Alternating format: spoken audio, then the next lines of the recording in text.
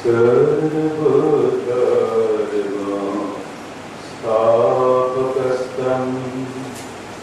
सर्वधर्मस्वरूपकः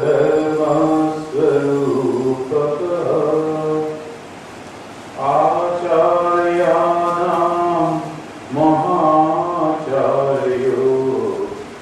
रामकृष्णाय ते नमः। रामकृष्णाय ते नमः।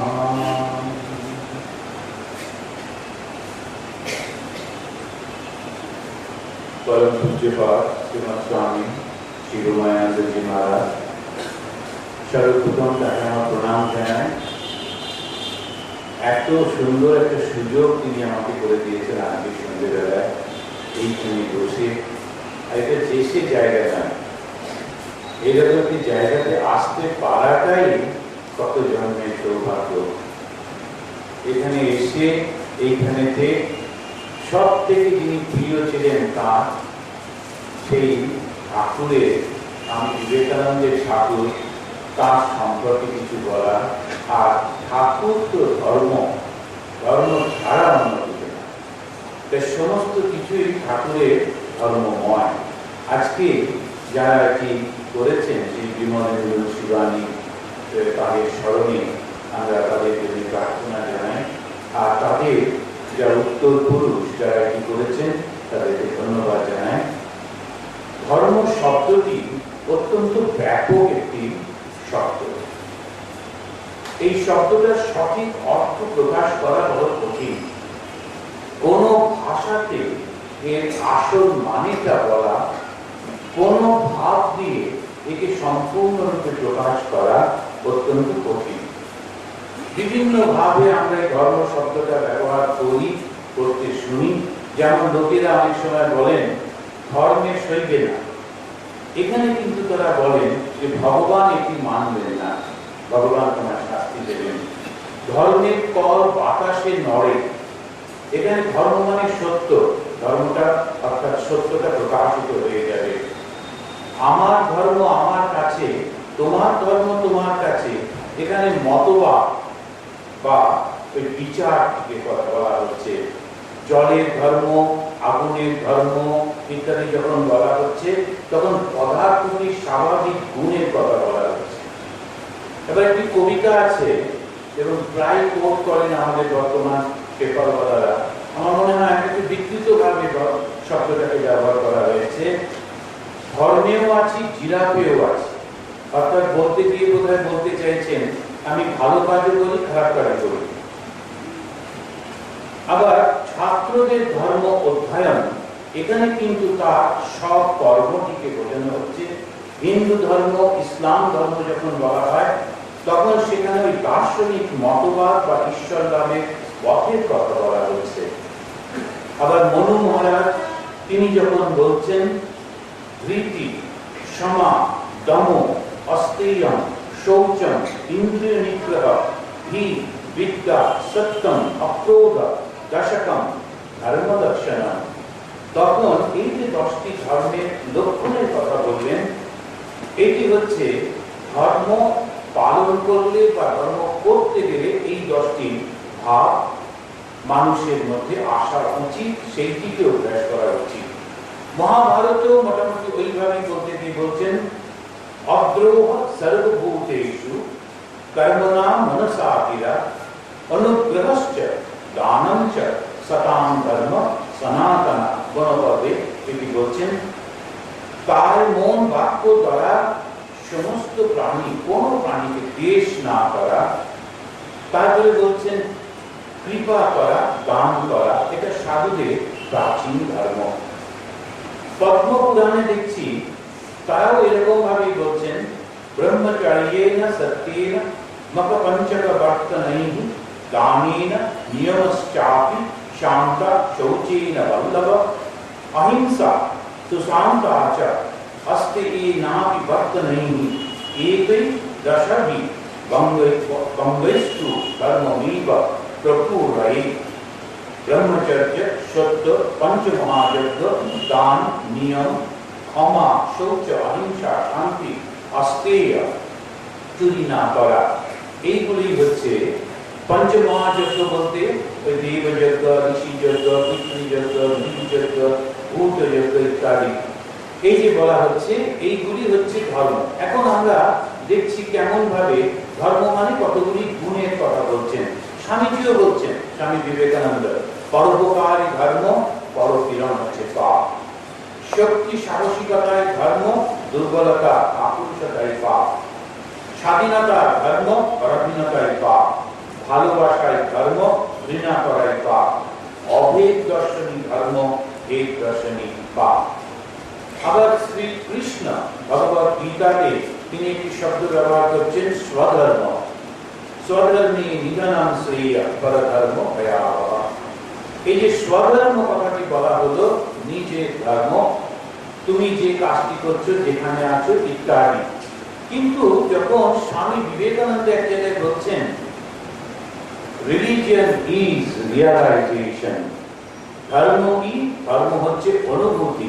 তখন কিন্তু ধর্মের অর্থটি চূড়ান্ত অবস্থায় পৌঁছে, তখন কিন্তু আর গুণ নয়, তখন ধর্মটাই ওই অনুভূতির মধ্যে দিয়ে জীবন হয়ে যায়।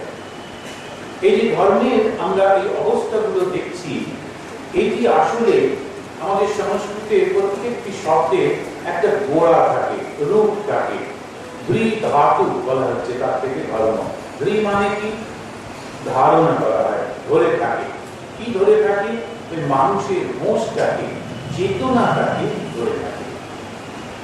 এখন আমাদের সত্যিকারের পরিচয়টা কি যখন জিজ্ঞাসা করা হয়, তখন আমরা যখনই জিজ্ঞেস করি আমরা আমাদের নাম বলি, বংশ পরিচয়, সামাজিক পরিচয়ের কথা বলি, কিন্তু সত্যি কি ওটা পরিচয় না? কিন্তু আসল পরিচয়টা কি? এটা একটা অদ্ভুত সত্য যেটা মানুষই আবিষ্কার করেছিল, এবং এই আবিষ্কার আর গবেষণার কাজ যেটি, সেটা মানুষেরই হৃদয়। এবং এই আবিষ্কারের কাহিনীটাই হলো ধর্মের ইতিহাস। সঠিকভাবে বলতে গেলে সনাতন ধর্ম বা হিন্দু ধর্মের ইতিহাস হলো এই আবিষ্কারটা।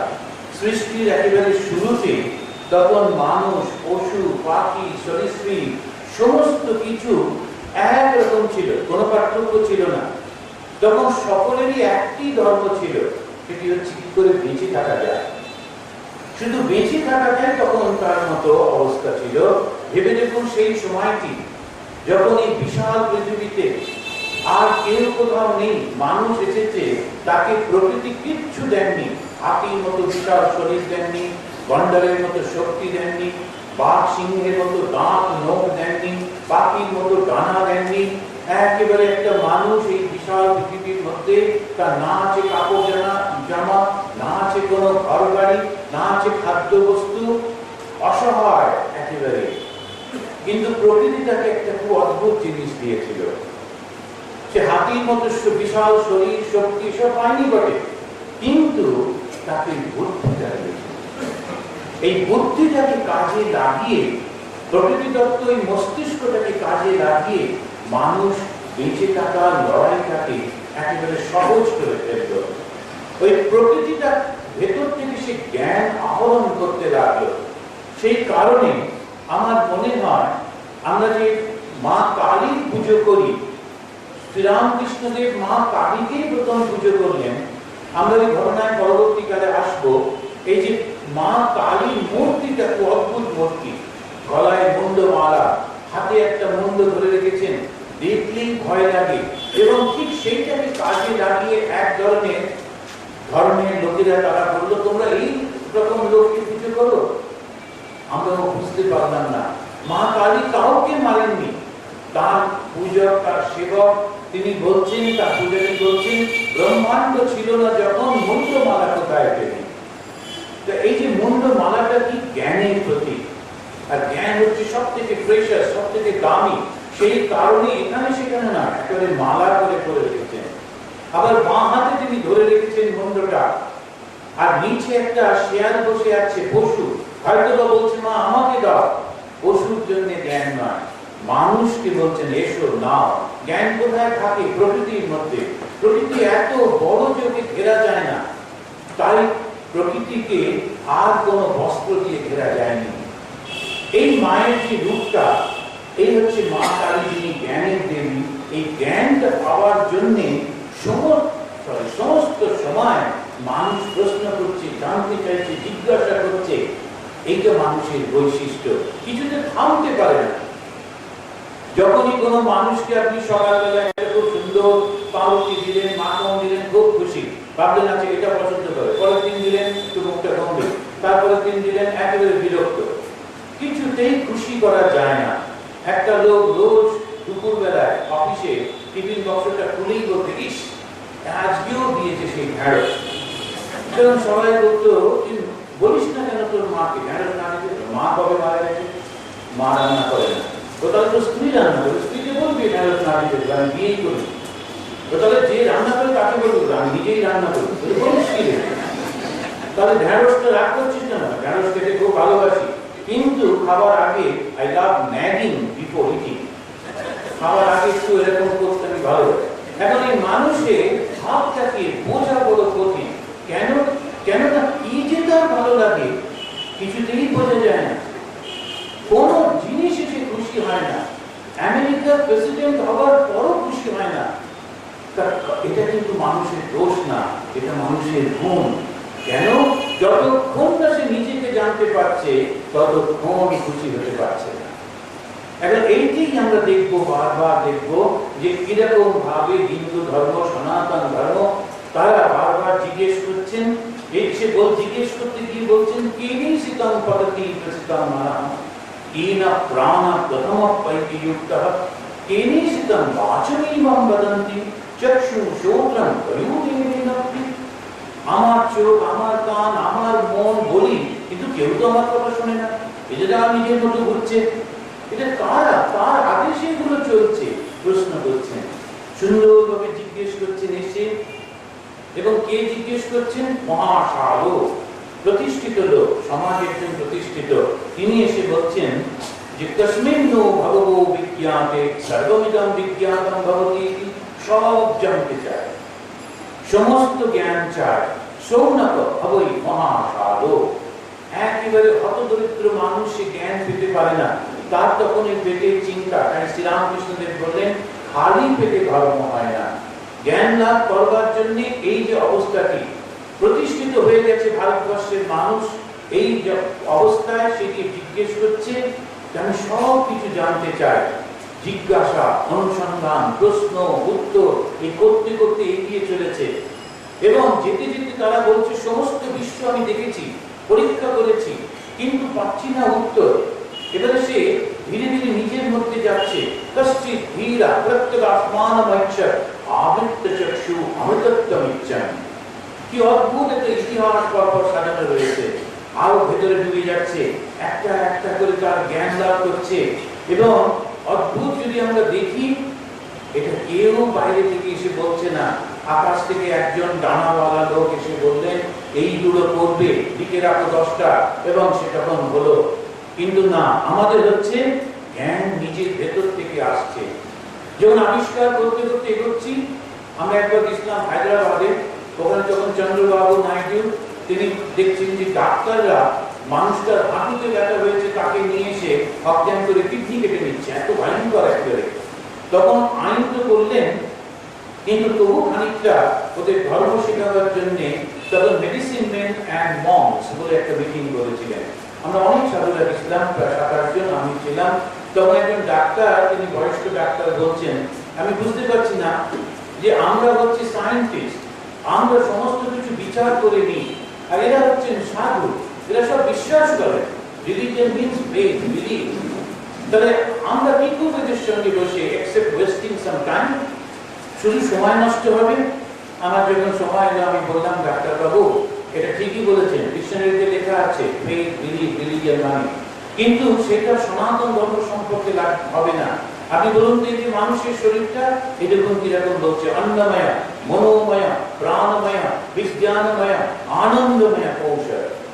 এই শরীরটাকে সে ভাগ করছে।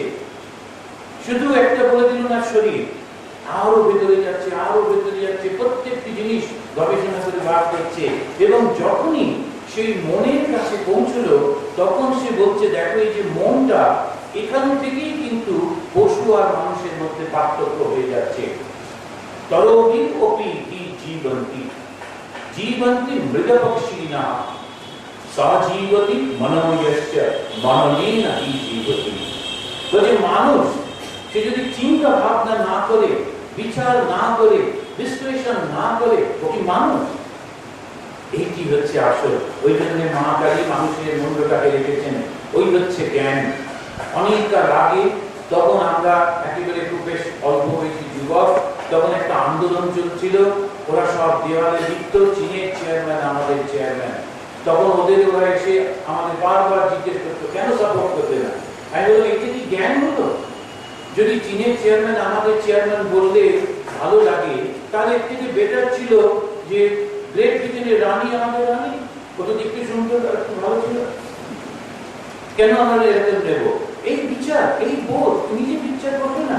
কি এসে বলে গেল অমনি, কেউ এসে বললো যাও 5000 লোককে মারো, তুমি স্বর্গে যাবে, সঙ্গে সঙ্গে জিজ্ঞেস করা উচিত ছিল আপনি কেন যাচ্ছেন না? স্বর্গলোকে ভালো জায়গা, এখানে কেন ঘুরছেন, আমাকে পাঠাবার জন্য কেন? এই বিচারটা যখন হারিয়ে ফেলি, তখন ধর্ম অন্যরকম হয়ে যায়। তাই এখানে বলছে সজীবতি মনোয়স্য। ভেতরে এই মনটাকে ব্যবহার করছেন, এই মনটাকে জিজ্ঞাসা করতে করতে ভেতর দিকে যাচ্ছেন। তারপরে একটা সময় বলছেন যে তুমি হিরণ্ময়ীন পাত্রেণ সত্যস্য বিহিতম মুখম সত্যম ভূষণাপাবৃণ সত্য ধর্মায় দৃষ্টে। একেবারে কাছাকাছি চলে গেছি। ভগবান শ্রীরামকৃষ্ণদেব বলছেন আগুনটাকে দেখা যাচ্ছে, ছোঁয়া যাচ্ছে না, কেননা একটা কাঁচ দিয়ে ঘেরা আছে। সেই রকম যেন সোনা দিয়ে ঢাকা রয়েছে। এই একটা জায়গায় পৌঁছে তিনি বলছেন যে সরিয়ে নাও, আমি সত্যের মুখোমুখি হতে চাই। আর এই সত্যকে জানলেন, তখন একটা অদ্ভুত কথা বললেন, শৃণ্বন্তু বিশ্বে অমৃতস্য পুত্রা। তখন কিন্তু বললেন না পাপী, তখন কিন্তু প্রাণী বললেন না, তখন নশ্বর জীব বললেন না, বললেন অমৃত। জন্ম মৃত্যু এই যে চক্রের বাইরে এসে চলে যাচ্ছে, একটা অনন্ত আনন্দময় জীবনের মধ্যে চলে যাচ্ছে। আবার বলছেন পুত্রা, অর্থাৎ স্রষ্টার সঙ্গে সৃষ্টির সম্পর্কটা কিরকম, যেন বাবা আর ছেলে, এই যে সত্যটা আবিষ্কার হচ্ছে। এখানে আমরা জিজ্ঞেস করতে পারি, আচ্ছা আমরা এলাম কোত্থেকে? একটুখানি এটা ছুঁয়ে যাচ্ছি। আমাদের এখানে খুব সুন্দর বলছেন যে সামথিং আউট অফ নাথিং, এই যে ব্যাপারটি, এটা কিন্তু আমাদের নেই। আমাদের সমস্ত কিছু এসেছে এই ভগবানের থেকে, সব কিছু ওর থেকেই আমরা পাচ্ছি। আমরা যখন লক্ষ্য করি, আমরা যখন দেখি, আমরা দেখবো যে কিরকম ভাবে এখানে বলছেন যে, আমরা একটু ছোট করে নিচ্ছি, প্রহ্লাদ তিনি স্তব করছেন বিষ্ণু, বলছেন বিদ্যা অবিদ্যে ভবান সত্যম অসত্যম ত্বম বিষামৃতে। হিন্দুরা তো বোধ, হিন্দুরা তো পরিষ্কার। এখন ওরা বলছেন যে ভগবান তো খুব করুণাময়, ভগবান তো খুব ভালো, ভগবান তো সবকিছু আনন্দময়, তাহলে দুঃখটা কে সৃষ্টি করলো, হিংসা কে সৃষ্টি করলো, মোহ লোভ এগুলো সব কে সৃষ্টি করলো? অদ্ভুত উত্তর, ভগবানের সৃষ্টি করে। এখানে প্রহ্লাদ তিনি বিষ্ণুর স্তব করতে গিয়ে বলছেন বিদ্যা অবিদ্যে ভবান সত্যম অসত্যম ত্বম বিষামৃতে। তুমি বিদ্যা, তুমি অবিদ্যা, তুমি সত্য, তুমি অসত্য, তুমি বিষ, আবার তুমি অমৃত। এই বিষ থেকে অমৃতকে বেছে নিতে হবে। আর এইটা শেখাবার জন্যেই স্বয়ং ভগবান আসেন। যখন আমরা কিছুতেই পেরে উঠি না, তখন স্বয়ং ভগবান এসে তিনি আমাদেরকে শিখিয়ে দেন। ধর্মের মূল ভিত্তি হলো বেদ। বেদ মানে জ্ঞান। আর এইটা যদি আমরা জিজ্ঞেস করি, এখানে তো আমরা পরবর্তীকালেও দেখছি যে আমাদের ভীষ্ম তিনি স্তব করতে গিয়ে বলছেন যে ঈশ্বর জ্ঞানস্বরূপ, তিনি সত্যস্বরূপ, আবার তিনি মোহস্বরূপ, তিনি অসত্যস্বরূপ। এই যে অবস্থা থেকে বেছে নিতে হবে আমাদের, তাই অবতার আসছেন আমাদের মধ্যে। শ্রীরামকৃষ্ণ যখন এলেন তখন কিরকম ছিল? যখন বলছেন ধর্মের গ্লানি উপস্থিত হলে তবেই ভগবান আসেন। ভগবান তো আসেন, এবং শ্রীরামকৃষ্ণদেব সম্পর্কে স্বামীজি বলছেন তিনটে অদ্ভুত বিশেষণ। ধর্মের স্থাপক, সর্বধর্মের তিনি স্বরূপ, অবতার বলিষ্ঠ। এখন ধর্মের স্থাপন করছেন, তিনি পুনঃস্থাপন করছেন। সব ধর্ম তো ছিল, পথগুলো ছিল, মতগুলো ছিল, ধারণা ছিল না, কোনটা ঠিক সেটা বুঝতাম না। শ্রীরামকৃষ্ণদেব আসছেন কোন সময়, কিরকম ধর্মের অবক্ষয় আমরা দেখতে গেলে দেখবো। এই স্বামীজি ভাই লিখছেন যে তৎকালীন এই কলকাতার রাজধানীর মানুষরা কিরকম ছিল। শিক্ষিত পরিবার, ভালো ভালো পরিবার থেকে জ্ঞানেন্দ্র মোহন, কৃষ্ণ মোহন, মধুসূদন দত্ত, লালবিহারী দে এরা সব খ্রিস্টান হয়ে যাচ্ছেন। ঈশ্বর বিদ্যাসাগরের মতো লোক, হিন্দু শাস্ত্রের সুপণ্ডিত, সমাজ সচেতন, তিনিও অজ্ঞেয়বাদ অবলম্বন করছেন এবং তিনি বেদান্ত, সাংখ্যের মতো প্রাচীন শাস্ত্রকে ভ্রান্ত দর্শন করছেন। রাজা রামমোহন রায়, দেবেন্দ্রনাথ ঠাকুর, রাজনারায়ণ বসু, অক্ষয় কুমার দত্ত এরা সব নিজেদের অহিন্দু বললেন না বটে, কিন্তু এই মূর্তি পূজাটা বাদ দিয়ে একটা ধর্মের সৃষ্টি করছেন ব্রাহ্ম সমাজ। ইংরেজি শিক্ষার প্রসারের ফলে বহু ছাত্রদের মধ্যে তথাকথিত যুক্তিবাদী অবস্থা আসছে এবং তারা হিন্দু ধর্মকে কুসংস্কার এইটি শুরু করে নিচ্ছে। আমরা দেখছি 1802 খ্রিস্টাব্দে তখন গঙ্গাতে সন্তান ফেলে দিত বলে একটা সিস্টেম ছিল, সে নিষ্ঠুর প্রথাটি বন্ধ করা হচ্ছে, ব্রিটিশরা বন্ধ করছেন। 1829 খ্রিস্টাব্দে বড়লাট উইলিয়াম বেন্টিং তিনি সতীদাহ প্রথা বন্ধ করছেন।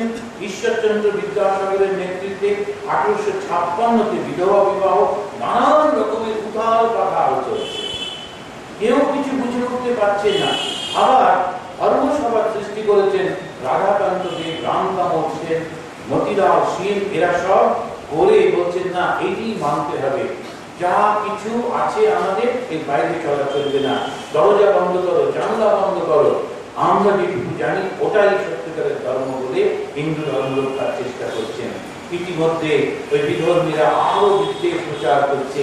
এইরকম একটা পরিস্থিতিতে ভগবান আসছেন, কিন্তু ভগবান এবার কিরকম ভাবে আসছেন? তিনি কিন্তু এই পরিস্থিতিতে যখন তিনি আসছেন তখন একটি অবতার হয়ে আসছেন না, ব্রহ্মা বিষ্ণু মহেশ্বর এক দিকে শ্রীরামকৃষ্ণ রূপে আসছেন। এই শ্রীরামকৃষ্ণ এসেই তিনি কতগুলো অদ্ভুত জিনিস করছেন। এই ধর্মকে প্রতিষ্ঠা করবার জন্য তিনি সমস্ত জাতির বিভেদগুলোকে তুলে দিচ্ছেন। একেবারে দারুণ পড়াশোনা করতে হবে একেবারে না, কিরকম ভাবে দেখাচ্ছেন, তিনি স্কুলে যাচ্ছেন কিন্তু ওই বিদ্যাটা তার ভালো লাগছে না, তিনি সমস্ত কিছু করবেন কিন্তু বলছেন আমি এটার বদলে পুজো শিখবো, পুজোটা আমার খুব ভালো লাগে কিন্তু চাল করা মারা বিদ্যে শিখবো না। কোথায় আঘাতটা আনছেন দেখুন, কোথায় যাচ্ছেন তিনি। আমরা যদি লক্ষ্য করে দেখি একটা সময় ছিল যখন শ্রী রামচন্দ্র এসেছিলেন, কেননা ক্ষত্রিয়রা তখন ব্রাহ্মণদের অপমান করছিলেন। একটা পরিস্থিতি হয়েছিল যখন পরশুরামকে অস্ত্র তুলে নিতে হয়েছিল, ব্রাহ্মণরা তখন ক্ষত্রিয়দের সঙ্গে লড়াই করছিল।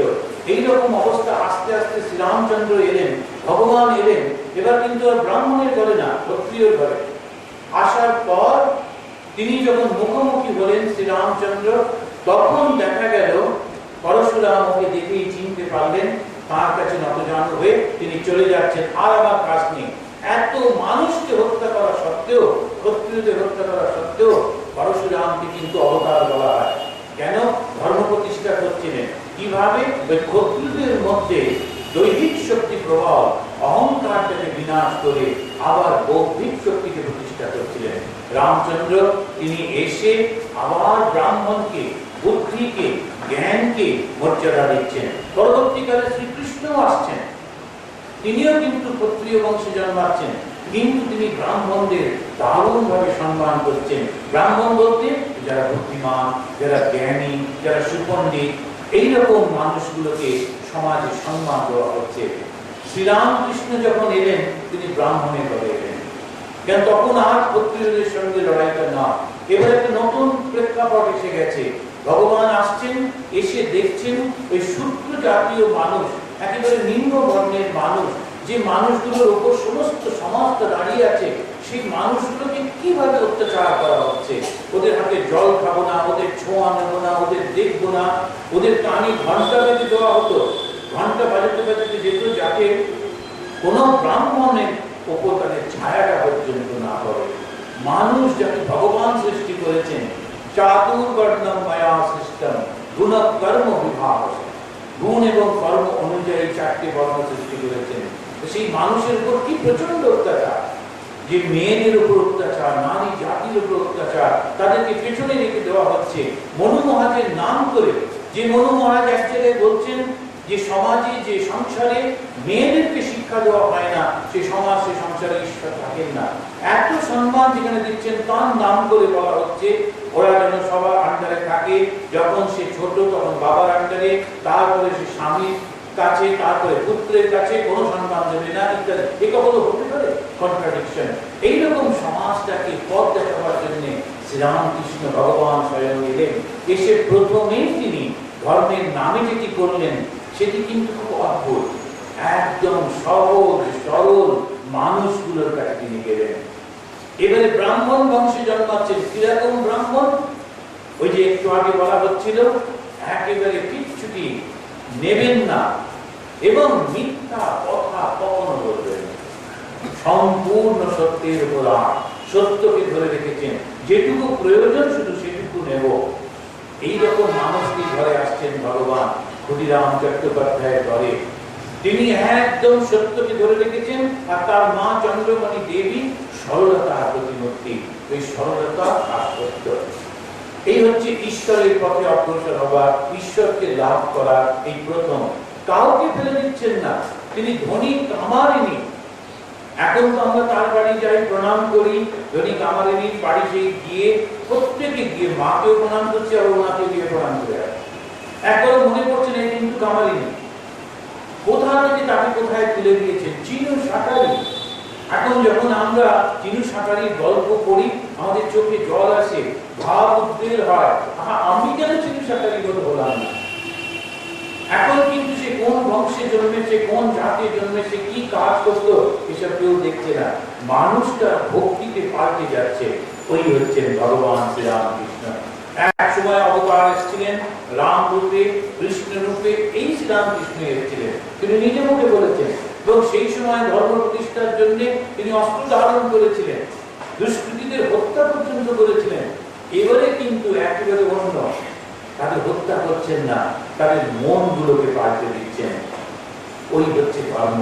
আমরা শ্রীরামকৃষ্ণের এই ধর্মের রূপটাকে দেখছি, সরলতা আর ঐকান্তিকতা। জ্ঞানকে পাওয়ার জন্য, ঈশ্বরকে পাওয়ার জন্য কিভাবে চলেছেন, আর অদ্ভুত বিশ্বাস, ছোট্ট ছেলের মতো বিশ্বাস। যখন একটা ফড়িং ধরতে যাচ্ছে একটি ছোট্ট বাচ্চা, একটা পাতা নড়ছে, ও পাতাটাকে বলছে চুপ, ওকে আঙুল দিয়ে পাতাটাকে বলছে যে নড়িস না, ফড়িংটাকে ধরবো। ঠাকুর উদাহরণ দিচ্ছেন, ওর বিশ্বাস, ওর মধ্যেও প্রাণ আছে। এখন এই যে বিশ্বাস ঈশ্বর আছেন, এটি আবার ফিরিয়ে আনলেন। এটি যে কত বড় একটি কাজ মানুষের সমাজে, সেটা আজও বোধহয় আমরা ঠিক মতো অনুভব করতে পারছি না। এই যে সমস্ত শরীরটাকে নিয়ে আমরা ব্যস্ত, সমস্ত শরীরটার জন্য সবাই বেঁচে রয়েছে। তাই ঠাকুর বলছেন, দেখলাম সবার দৃষ্টি এই পেটের দিকে। এই মানুষগুলোকে তিনি পরিবর্তন করে দেওয়ার চেষ্টা করছেন। কিভাবে? সাধু সঙ্গ করো। ভগবানকে তো সবসময় পাওয়া যায় না। না হম প্রকাশ সর্বস্য যোগ মায়া সমাবিতা মূঢ়হম নাভি জানাতি লোক মাম অজমপ্রয়ম। সেই কারণে অবতার আসছেন, আর এই অবতার হয়ে তিনি ধরা দিচ্ছেন কেমন করে ঈশ্বরকে পাওয়া যায়, ঈশ্বর কেমন হন। তিনি সহজ, তিনি সরল শিশুর মতো, আর সদা আনন্দময়, পবিত্রতা, সম্পূর্ণভাবে পবিত্র, একটু অপবিত্রতা নেই তার মধ্যে। এই অপবিত্রতা মানে কি? স্বার্থপরতা, এতটুকু স্বার্থ নেই। পবিত্রতা অপবিত্রতা বলতে আমরা নানান রকমের ধারণা করি। আমরা যখন কোন একটু নোংরা মারিয়ে ফেললাম, তখন সেই মায়ের জীবনের ঘটনাগুলো আপনারা স্মরণ করুন, কিছুতেই মনে হচ্ছে না অপবিত্র হয়ে গেছি। মনে হচ্ছে যেন স্নান করলে পবিত্র হব, গঙ্গা জল নিলে পবিত্র হব, কিন্তু সত্যিকারের পবিত্রতা কি? নিঃস্বার্থপরতা। তাই স্বামী বিবেকানন্দ বললেন, আনসেলফিশনেস ইজ গড। নিঃস্বার্থপর যে মুহূর্তে হওয়া যায়, সেই মুহূর্তে এইটি হচ্ছে ভগবান লাভ, সেখন সে ঈশ্বর লাভ করছে। আমরা দেখছি তিনি ধীরে ধীরে আমাদেরকে নিয়ে চলেছেন। ঈশ্বর আছে, তাকে দেখা যায়, তার সঙ্গে কথা বলা যায়। আমি দেখেছি, তোমাকেও দেখাতে পারি। This is most important. এখানেই শ্রীরামকৃষ্ণের বৈশিষ্ট্য। তিনি কিন্তু বললেন না যে শুধু আমি দেখেছি আর কেউ দেখতে পারবে না। আমি লক্ষ্য করে দেখুন অন্য সমস্ত জায়গাগুলোতে কিরকম ভাবে ভুল ভাবে ওরা বলছেন উনি শুধু দেখেছেন আর কেউ দেখতে পাবে না। তাহলে আমরা কি করবো? ওনার দিকে তাকিয়ে থাকবো। কিন্তু এখানে বলছেন কি উল্টো, তোমাকে ঈশ্বর লাভ করতে হবে। এবং সেই ঈশ্বর লাভ কি করে করবে সেইটি তিনি শেখাচ্ছেন এক এক ভাবে। আমাদের শ্রীরামকৃষ্ণ দেব তিনি নতুন একটা পথকে দিয়েছেন, হ্যাঁ আবার না। কেন? তিনি নতুন পথ বলতে খুব সুন্দরভাবে ধর্মটাকে আমাদের সামনে আনলেন এবং সেটি করতে গিয়ে তিনি বললেন যে প্রথম হচ্ছে সমস্ত ধর্মগুলোকে তিনি নিজে তার জীবনে পালন করলেন। ধর্মটা কি, কেমন করে শিখিয়েছেন, ধর্ম পালন না করলে কি হয়, এটা আমরা একটু পরে আসছি। কিন্তু যখন শ্রীরামকৃষ্ণ দেব অবতীর্ণ হয়েছেন, যে সমস্ত ধর্মগুলো রয়েছে, মতগুলো রয়েছে, পথগুলো রয়েছে, সেইটা তিনি কেমন করে করলেন অদ্ভুতভাবে লক্ষ্য করুন। মা কালীর কাছে গেছি একজন ভদ্রলোককে নিয়ে, তিনি সাহেব না, কাশ্মীরি, কিন্তু ওখানকার পান্ডারা মনে করলেন অত চকচকে রংটা দেখে তো হাতে নিয়ে বোধ হয় আমেরিকান সাহেব এবং অনেক পয়সা আছে, ও পয়সা নিয়ে এসেছিল দেবে বলে। কিন্তু ওকে পূজা করাতে গিয়ে মিথ্যে কথা বলাচ্ছেন। ও ভাবছে ও বুঝতে পারবে না, তো একটা করে মন্ত্রের মতো করে বলছেন, বলুন শাড়ি দেবেন, বলুন 1000 টাকা দেবেন। ও লোকটা বুঝে গেছে একটা লোক। ও বলছে না এই কেমন বলেনি, আমি তো এই প্রতিজ্ঞা কেউ করাতে এখন প্রার্থনা করাতে গিয়ে আপনি এরকম কেন বলছেন, আমি দেবো না। তখন ও আমাদেরকে শুনিয়ে সেই লোকটি বলছে, দাঁড়িয়ে আছে মা কালীর মন্দিরে, মা কালীর উপরে প্রায় কাছে সেই পাটা দিয়ে ওই রকম ভাবে ঠকাবার চেষ্টা করছে। বিশ্বাস আছে? একেবারে নেই। সেজন্য পুজো করতে গিয়েও পারছি না, পুজো করছি, বিশ্বাস নেই। ঠাকুর বললেন বালকের মতো বিশ্বাস। মা আছেন, তিনি জীবন্ত হবেন যদি তুমি শুধু বিশ্বাস করো। এই যে সব কিছু করছি, বিশ্বাসটা করতে পারছি না। আমার মনে পড়ছে সেই ঘটনা, একবার একজন ক্যালকাটা হাইকোর্টের জাজ বললেন যে ধর্মটা সবকিছু বেশ ভালো, কিন্তু প্রথমেই বলে বিশ্বাস করো, ওইটি মানতে পারি না। আমি বললাম দেখুন ক্যালকাটা হাইকোর্টের জাজ, আপনার সঙ্গে তর্ক করা করি, রেগে গেলে আবার একটা কি জাজমেন্ট দেবেন না মুশকিল। কিন্তু আমি জিজ্ঞেস করি যে আপনি যে প্লেনে করে এলেন, সেখানে ওই সামনে যে লোকটা ককপিটে বসেছিল, আপনি কি ও সার্টিফিকেট গুলো সব চেক করেছিলেন যে ও চালাবার মতো কিনা? বিশ্বাস করেছেন। যে মহিলা আপনাকে সে জল দিল, চা দিল, আপনি কি আগে টেস্ট করেছেন যে বিষ মেশানো আছে কিনা? না, নির্দ্বিধায় খেয়েছেন। সমস্ত কিছু দেখুন, পথে ঘাটে আপনার দুপাশে দুটো লোক বন্দুক নিয়ে ঘুরছে, আপনি একটুও ভয় পাচ্ছেন না, বরং নির্ভয়, কেন ওরা আছে, ওরা তো আপনাকে গুলি করতে পারে, আপনি বিশ্বাস করছেন। জীবনের প্রত্যেকটা পদক্ষেপে আমরা বিশ্বাস করেছি। যে মহিলার দিকে তাকিয়ে মা বলেছি, তাকে কি ব্লাড আমরা চেক করেছিলাম, ডিএনএ চেক করেছিলাম, আমরা তো তাকে বিশ্বাস করেছি। জীবনের প্রত্যেকটা ক্ষেত্রে বিশ্বাস করতে পারি। আর যখন বুদ্ধ, খ্রিস্ট, চৈতন্য, শ্রীরামকৃষ্ণ, বিবেকানন্দ বলেন ঈশ্বর আছেন, তখন বিশ্বাস করতে পারি না। তখন মনে হয় না যে এই লোকগুলো জীবন দেখেছি, এরা এত সুন্দর, এত ভালো, যখন বলছেন কখনো পাওয়ার জন্য বলছেন না। কেন বিশ্বাস করতে পারি না? এখন এইখানে এসে আমাদের যত চালাকি, আর এই যে জিনিসটি একটু ঠাট্টা করতে মজার একটা ঘটনা মনে পড়ছে। ছোটবেলায় একবার মাছ কিনতে গেছিলাম, তো বলা হয়েছিল মাছের কাঁকটা উঠে দেখবে যে লাল আছে কিনা, পেটটা টিপে দেখবে শক্ত শক্ত আছে কিনা। গিয়ে দেখলাম সব কটা মাছ লাল, কাঁকগুলো খুলে খুলে হাতে দুর্গন্ধ হয়ে গেল, কিন্তু কোনো সবগুলোই লাল। তখন আমি দেখলাম যে লোকটি দিচ্ছে, তাকে বললাম এই ভালো করে মাছ দেবে, যদি পচা মাছ হয় রান্না মাছ ফেরত দেবো। কলকাতার লোক তো, তখন ও কাটতে কাটতে বলছে রান্না করা মাছ আনবার সময় ভাতটাও নিয়ে চলে। এখন আপনি যে বিশ্বাস করতে হবে কোনো উপায় নেই। এখন এই যে বিশ্বাসটি করছি কেন? কেননা যিনি বলছেন তিনি কিন্তু সত্যি পূজারী, তিনি কখনো মিথ্যা বলেন না। এখন এই যে ঠাকুর আমাদের দেখাচ্ছেন কিরকম প্রত্যেকটা ধর্ম সত্য, তিনি একটা পর একটা ধর্ম পালন করছেন, অভ্যাস করছেন। প্রয়োজন ছিল না, এগুলো করবার আগেই তার সমস্ত হয়ে গেছিল।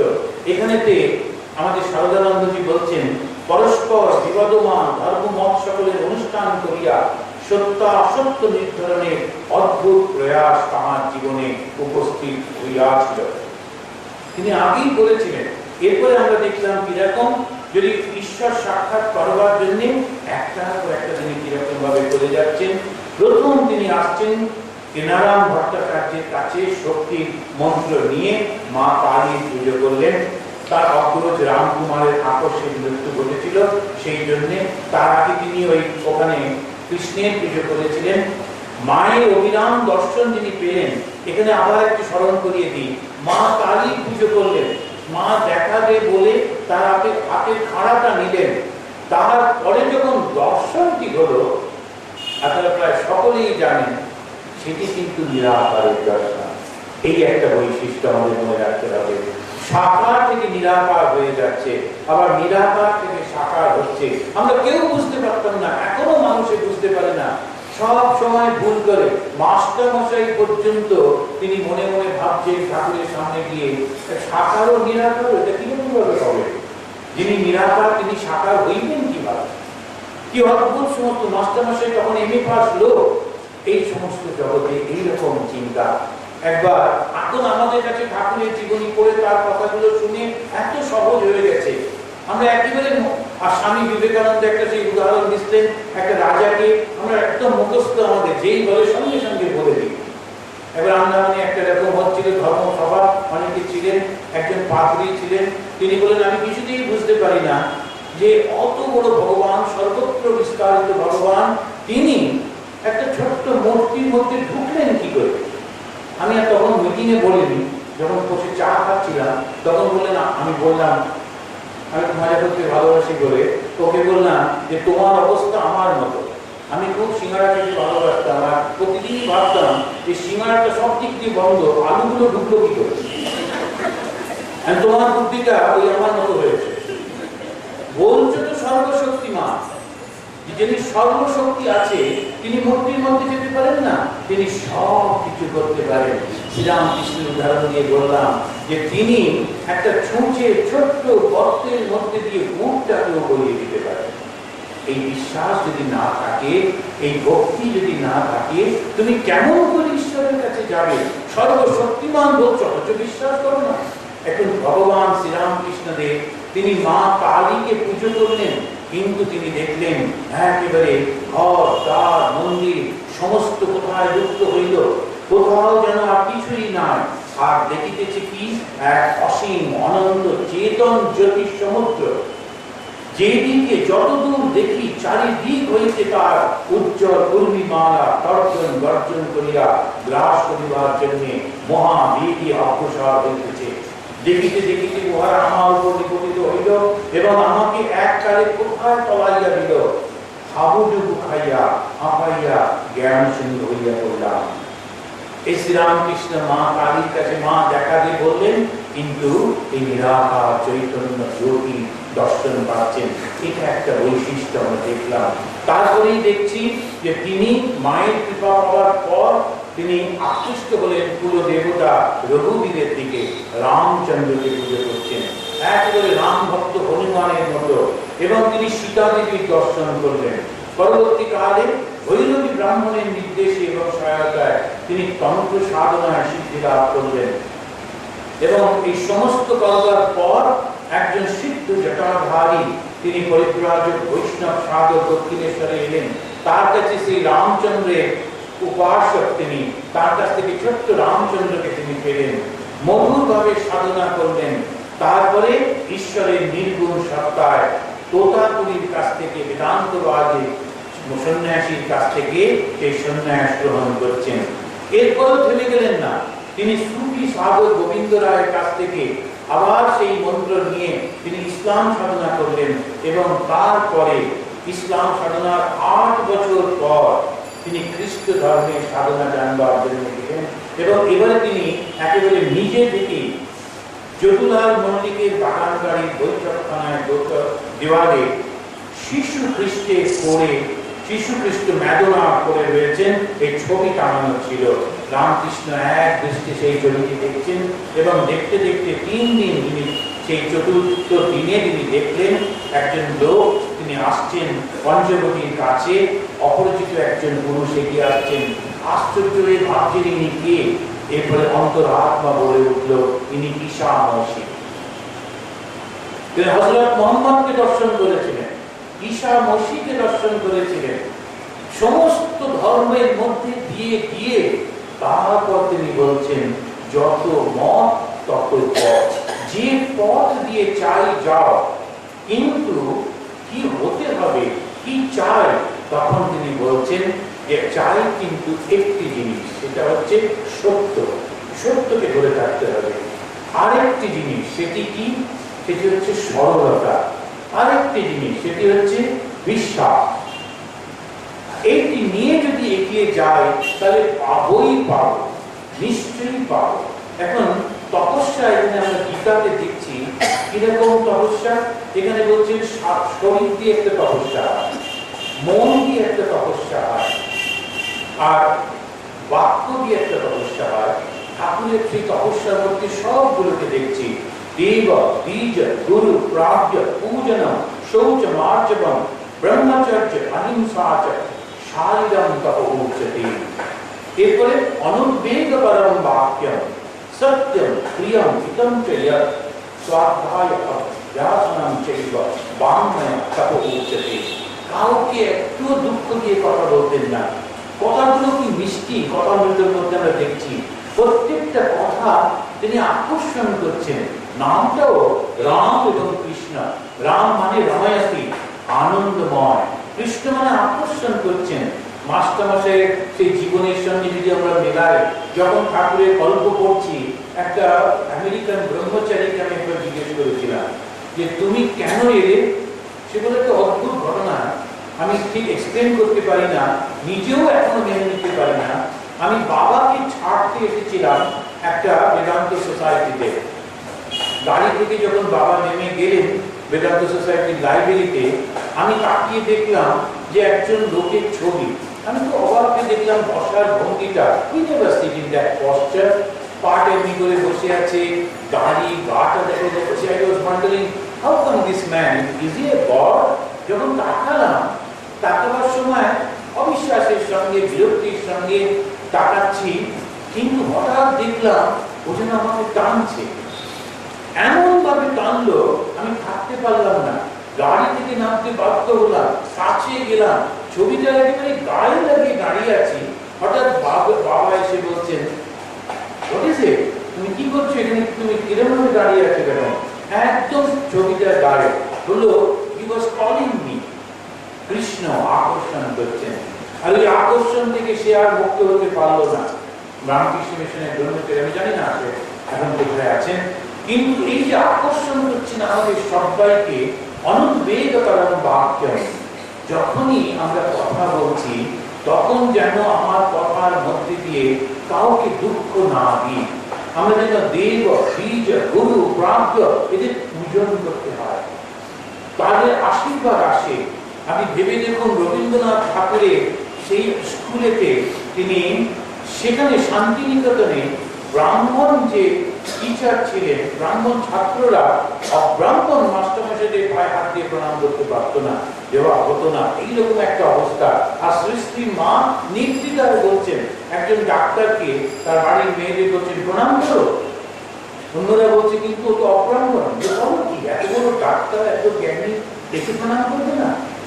এই জিনিস আমরা দেখছি দেব বীজ গুরু প্রাজ্ঞ, এই প্রাজ্ঞ ব্যক্তিদের, শিক্ষিত উচ্চ শিক্ষিত বুদ্ধিমান ত্যাগী ব্যক্তিদের সম্মান দেব না?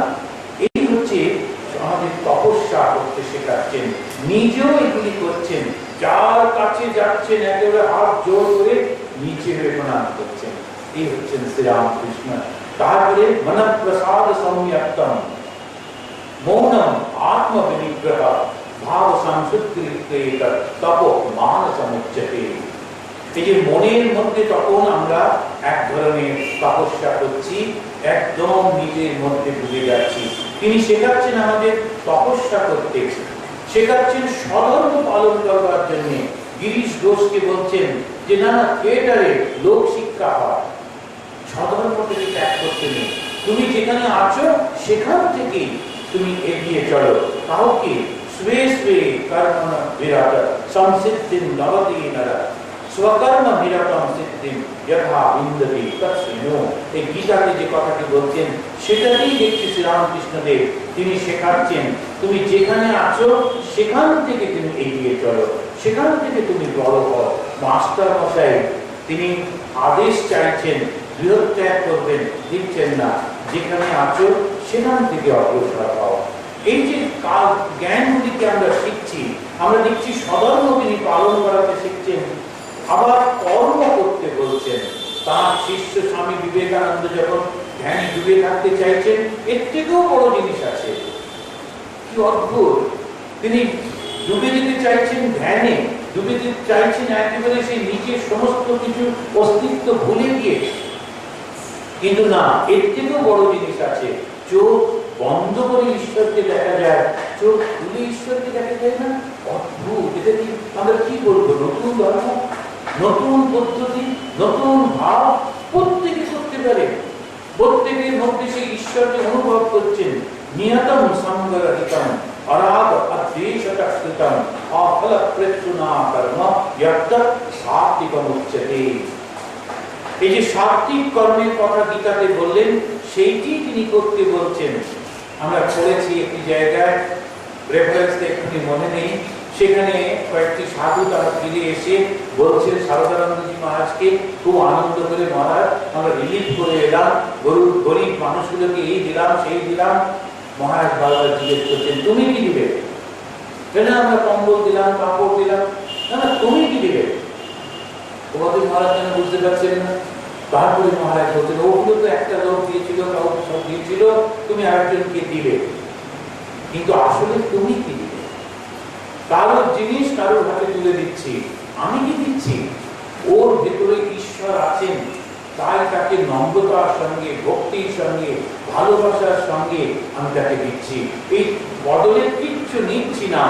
এইটাই যে কর্ম, যে কর্ম রামকৃষ্ণ মিশন এখন এই ঘরে ঘরে শেখাবার চেষ্টা করছে, সর্বত্র শেখাবার চেষ্টা করছে।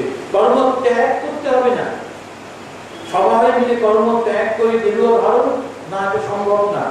সেই জন্য ঠাকুর বলছেন যে যেখানে আছো সেইখান থেকে ধীরে ধীরে এগিয়ে চলো। এখন এক হাতে সংসার করো, আর এক হাতে ঈশ্বরকে ধরে রাখো। তারপর যখন সময় হবে দুহাতে ভগবানকে ডাকো। এগিয়ে নিয়ে চলেছেন সবাইকে, কি অদ্ভুত ভাবে নিয়ে চলেছেন। এই কর্মটা একটা জায়গায় পড়তে গিয়ে দেখছিলাম, সেখানে বলছেন যখন অর্জুন যুদ্ধ কর্ম করলেন সেটা সাত্বিক কর্ম হলো। কর্ম যখন কর্ণ, তিনি যখন সেই যুদ্ধ কর্ম করলেন, একই যুদ্ধ করলেন, তখন সেটা হলো রাজসিক কর্ম। আর দুর্যোধন সে যখন ওই যুদ্ধটা করলো ওটা হলো তামসিক কর্ম। কেন? ভাবের জন্য। অর্জুন যখন যুদ্ধ করছেন, এই ভগবান বলেছেন যে তুমি আমার হয়ে যুদ্ধ করো, সব কিছু করে রেখেছি, নিমিত্ত মাত্র ভগবদ্গীতা আছে। তিনি যুদ্ধ করছেন ফলের আকাঙ্ক্ষা না করে, ভগবানের তৃপ্তির জন্য, ভগবানের আদেশ পালন করবার জন্য। ওই একই যুদ্ধ, পুরো কর্ম সাত্বিক হয়ে গেল। কর্ম করছে নাম যশ প্রতিপত্তি অহংকারের জন্য, ওটা রাজসিক হলো। আর দুর্যোধন কোনো কিছু না বুঝে সে করলো, ভাবলো যদি আমি বিরাট হবো, সব বংশে দিন ধ্বংস হয়ে গেল, তখন সেটা তামসিক কর্ম হয়ে গেল। এই যে কর্ম শেখাচ্ছেন, ভক্তি শেখাচ্ছেন, কেমন করে ডাকতে হয়। ছোট শিশু মাটিতে ছুঁয়ে শুয়েছে, মাকে ডাকছে, আর কোনো কিছু চাই না। তখন চুষি কাঠি দিলে নেবে না। অচেনা লোক যদি বলে চল তোরকে মার কাছে নিয়ে যায়, ওর করে উঠে পড়বে। এখন ওইভাবে যদি ডাকতে পারো, এই ভক্তি, কর্ম, জ্ঞান, এবং তারপরে এই ধ্যানের কথা বলছেন। কেমন করে ডুবে যেতে হয়। যখন বসবে মনে করবে যেন তালা পড়ে গেছে সমস্ত শরীরে, আর নড়বার উপায় নেই, পাথরের মতো হয়ে যাচ্ছে। এই চারটে গুণকে, চারটে রাস্তাকে এক করে দিয়েছেন। তারপরে সাবধান করে বলছেন, তুমি যে ঠিক করছো আর কেউ ঠিক করছে না, এরকম বুদ্ধি যেন না হয়। এটা মতুয়ার বুদ্ধি, এটি করো না। আমরা দেখলাম যদি শ্রীরামকৃষ্ণদেব না আসতেন তাহলে বোধহয় আমরা ধর্মটাকে কিছুতেই বুঝতে পারতাম না। আজকে আমার মনে হচ্ছে এই ভগবান এসেছিলেন বলে আমাদের মতো লোকেরা, অন্তত বলতে পারি আমি ব্যক্তিগতভাবে একটু ধর্ম করবার চেষ্টা করছি। এত সুন্দরভাবে, আধুনিকভাবে, স্বাভাবিকভাবে আমাদের সামনে তিনি দিয়েছেন। শুধু বলছেন তুমি সব কিছু করো, তারপরে সেটিকে অর্পণ করে দাও। যৎ করোষি যদস্নাসি যৎ জুহোষি তদাসি যৎ তপস্যসি কৌন্তেয় তৎ কুরুষ্য মদর্পণম। যা কিছু করছো সব আমাকে দাও, রামকৃষ্ণ অর্পণমস্তু। এবং নিশ্চিত যেন আমি থাকবো তোমার জন্য। আর ভগবানকে লাভ করলে কি পাবো? তখন বারংবার এই জন্ম মৃত্যু জরা ব্যাধি চক্র থেকে মুক্তি হয়ে তখন শুধু আনন্দ, আনন্দ, আনন্দ। কেননা ঈশ্বর আনন্দময়। আজকে আপনাদের সবাইকে ধন্যবাদ জানাই।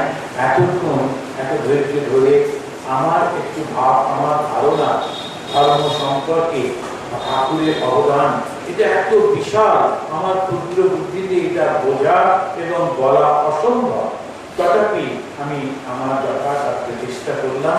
যদি আপনাদের ভালো লেগে থাকে তাহলে আমি ধন্য, এবং আমি চেষ্টা করবো যেগুলো বললাম সেগুলো যেন আমি পালন করতে পারি। ঠাকুরের কাছে, মার কাছে, স্বামীজির কাছে প্রার্থনা করি, মহারাজকে প্রণাম জানাই। আমার অন্য সন্ন্যাসীদের নমস্কার এবং শুভেচ্ছা জানিয়ে আজকে শেষ করছি। জয় ঠাকুর, জয় মা, জয় স্বামী।